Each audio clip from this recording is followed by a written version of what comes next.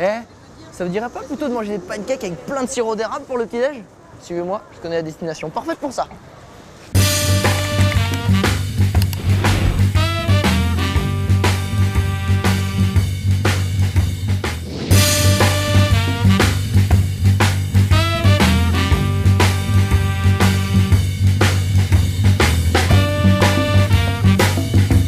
Bienvenue à Québec.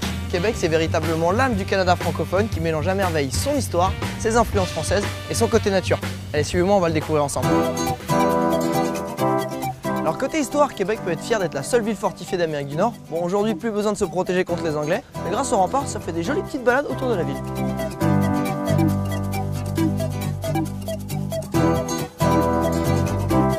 Bon, là, on est devant le monument phare de Québec. C'est le château de Frontenac. Il est balèze, hein? Mais en fait, c'est pas un château. Non, c'est un hôtel de luxe du 19e siècle. Mais vu qu'à l'époque, il n'y avait pas le système de 3 ou 4 étoiles, les gars, ils sont autoproclamés château. Direct. Alors, au pied du château, il y a la terrasse du Ferin. C'est là où les Québécois adorent venir se balader. Et encore plus l'hiver, quand la ville installe des pistes de luge géantes. Mais là, il n'y a pas de neige. Bah, du coup, je vais marcher.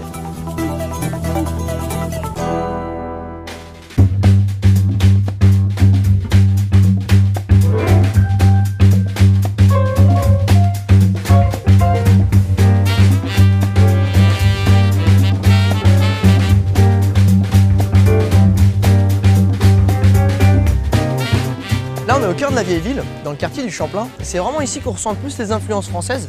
Bon, on se rend surtout compte que les premiers colons, ils étaient de Saint-Malo. Ah bah, ils ont mis de la pierre partout, hein. On change pas une équipe qui gagne.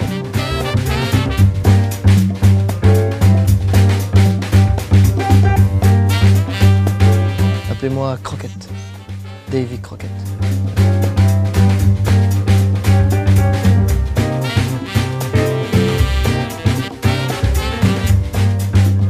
Bon, après une bonne balade dans la vieille ville, venez au marché du Vieux-Port pour déguster des spécialités locales et reprendre des forces. Moi, je vais me faire un petit encas.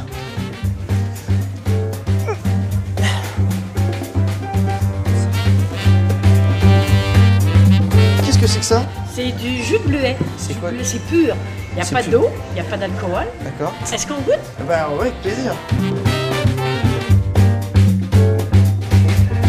C'est délicieux. Et c'est pas trop sucré, effectivement. On sent que c'est naturel. Bon, faut savoir que la ville et la région de Québec regorgent de sites naturels vraiment incroyables, que ce soit le fleuve Saint-Laurent avec ses baleines, le parc national de Laurentides ou encore le canyon de Sainte-Anne. Mais même à 15 minutes du centre-ville, eh ben y a ça!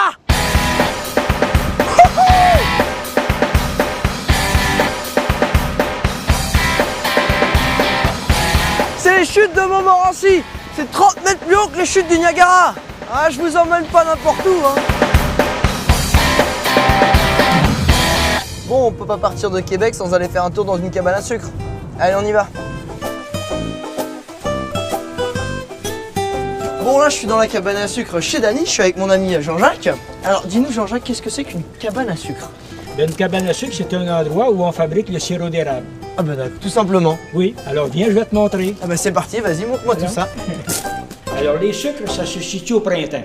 D'accord. D'accord? Ok. Alors, c'est quand la sève monte rapidement dans l'arbre que nous, on va l'intercepter. Avec ça? Voilà. Il faut savoir que ça prend 40 litres de sève pour faire 1 litre en sirop. Bon, mais en plus, dans une cabane à sucre, on peut déguster des bons plats typiques cuisinés comme à la maison. Allez, à table!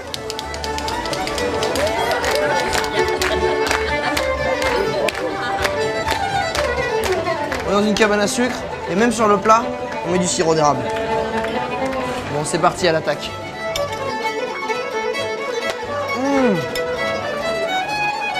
Et en dessert, le fameux pancake au sirop d'érable. Ben voilà, là on est au cœur du Québec. Bon, avec tout ce que je vous ai montré, il ne vous reste plus qu'à aller sur voyagesncf.com et réserver votre séjour à Québec. Oula, va pas falloir que je reste là trop longtemps, sinon je crois que je vais garder l'accent. Ah, tabernacle, ça veut pas partir. J'arrive pas à l'enlever. Alors Québec, ça vous tente? On y va? Eh bien, cliquez ici pour réserver votre hôtel, là pour préparer les visites de la ville, ici pour votre vol, et là pour découvrir tous les circuits évasion au Canada. Bonnes vacances au pays des trappeurs, que j'aime beaucoup, vraiment. Non, vous allez voir, il y a plein de trucs géniaux, ils sont gentils. Là. Key Party Découverte.